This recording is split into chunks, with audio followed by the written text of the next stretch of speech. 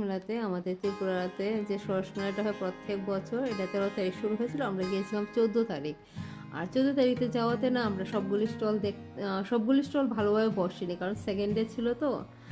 এর আগের দিন জাস্ট ইনোগ্রেশন হয়েছিল, মেবি বাকি স্টলগুলো পরে এসেছিলো শুনছিলাম, তো তারা বোধ ওই দিনে আসতে পারেনি।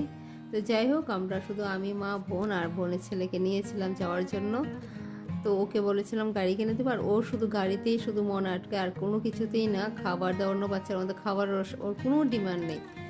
তো ও শুধু একটা গাড়ি দিলেই খুব খুশি হয়ে যায়। তো এখানে ত্রিপুরেশ্বরী মার মন্দিরটা একটু রেপ্লিকার মতো একটা বানিয়ে রাখা হয়েছিল, খুব সুন্দর লাগছিল, মানে একদম লাগছে যে ত্রিপুরেশ্বরী মার মন্দিরটাই এখানে বসানো হয়েছে।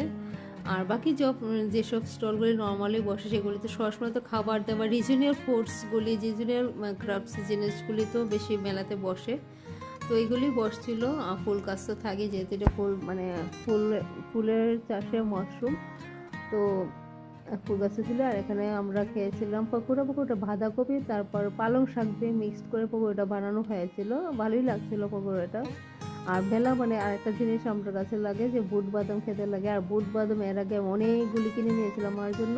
তো ঘরে প্রচুর প্রচুর পরিমাণ ছিল, তো তার জন্য আর খাওয়া হয়নি। বা যে কোনো মেলাতে গেলে আমরা বুট বাদাম আমরা খাই, বা মা যদি যায় আমরা জন্য নিয়ে আসে। আর বুট বাদাম ছাড়া মেলা ইনকমপ্লিট। তো ওকে আমার বোনের ছেলে একটু মস্তিষ্ক এনে দিয়েছিলাম, তো মস্তিষ্ক খাচ্ছিল। আর এখানে আমরা পকোড়া খাচ্ছিলাম, এখানে এক প্লেট পকোড়ার দাম ছিল 20 টাকা। তো আমরা দুইটা পকোড়া প্লেট নিয়েছিলাম, একটা মার জন্য আর আমি আর বোনে ডিভাইড করে খেয়েছিলাম, কারণ আমার এত কিছু বাজে বাইরের এত জিনিস খাওয়া পছন্দ না।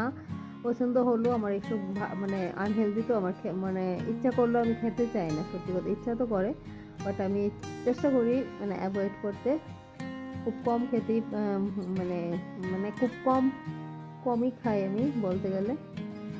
খেতে তো অবশ্যই ভালো লাগে।